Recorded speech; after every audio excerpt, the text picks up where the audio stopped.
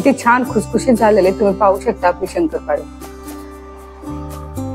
नमस्कार मैत्रिणींनो, साचीज Maugham kitchen मध्ये तुम्हा सर्वांचं स्वागत आहे।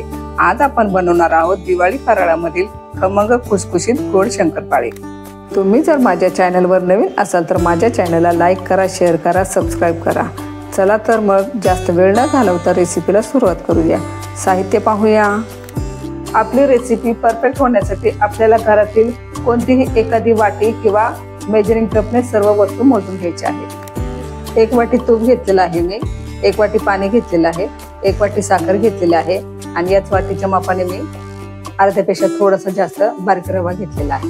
हे पाव चमचा मी मीठ घेतलेला आहे आणि हा अर्धा किलो मैदा आहे। सर्वप्रथम मी एक टोप घेतलेला आहे, त्यामध्ये आपल्याला 1 वाटी घेतलेलं पाणी टाकायचं आहे, 1 वाटी घेतलेली साखर टाकायची आहे,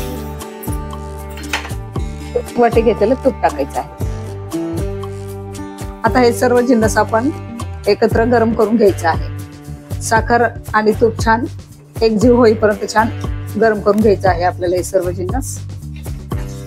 साखर ही छान विरघळलेली आहे, तुम्ही पाहू शकताय।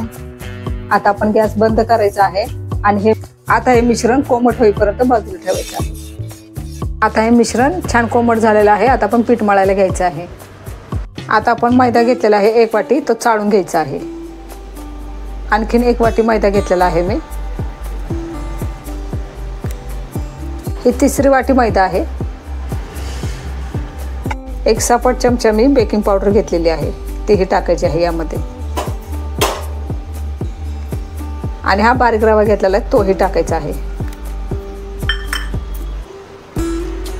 चवीनुसार मीठ घ्यायचे आहे, हा पाव चमचा मीठ आहे। कोणत्याही गोडाच्या पदार्थामध्ये चिमूटभर मीठ टाकलं तर गोडाच्या पदार्थाची चव आणखीन वाढते, त्यामुळे मी थोडंसं मीठ टाकलेलं आहे। आता हे छान आपल्याला मिक्स करून घ्यायचं आहे।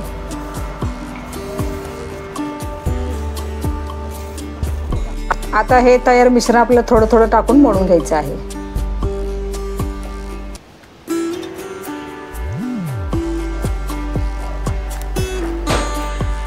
अशा प्रकारे पीठ मळून घ्यायचं आहे। आपण पिठामध्ये रवा टाकलेला आहे, त्यामुळे 5 तासासाठी आपल्याला पीठ मुरत ठेवायचं आहे। पीठ मुरत ठेवणं खूप महत्त्वाचं आहे।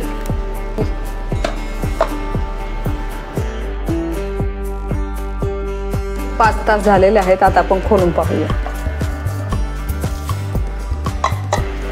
पीठ थोडंसं तुपामुळे घट्ट होतं, आता ते थोडंसं मळून घ्यायचं आहे।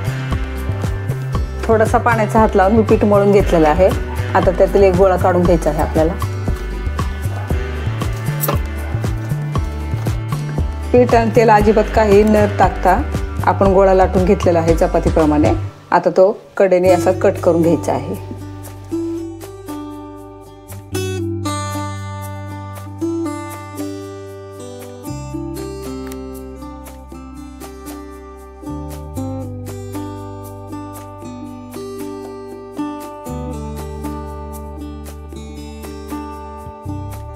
इतपत अशी जाड ठेवायची आहे आपल्याला शंकरपाळे, जास्त पातळ लाटायची नाही आपल्याला। आता हे सगळ्या अशा वेगळ्या करून घ्यायच्या आहेत।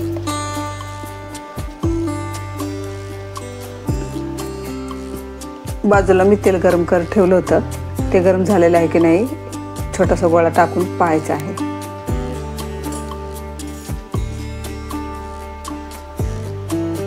तो गोळा पटकन वर आला की समजायचं आहे की आपलं तेल छान तापलेलं आहे। आता हा गोळा आपण काढून घेऊया। गॅसची फ्लेम मध्यम ठेवायची आहे आणि अशा शंकरपाळ्या सोडायच्या आहेत।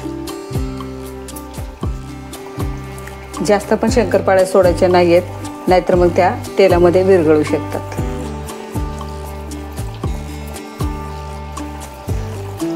लो टू मीडियम गॅसवरती आपल्याला ह्या तळून घ्यायच्या आहेत। सतत असं वर खाली करत तळून घ्यायच्या आहेत आपल्याला शंकरपाळ्या। हलकासा सोनेरी रंग येईपर्यंत तळून घ्यायचा आहे आपल्याला।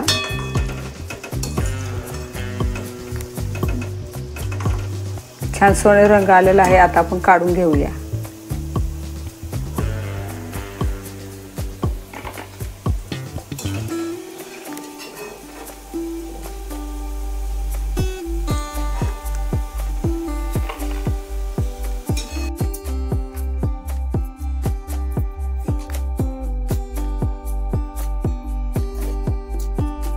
किती छान खुसखुशीत झालेले तुम्ही पाहू शकता आपले शंकरपाळे।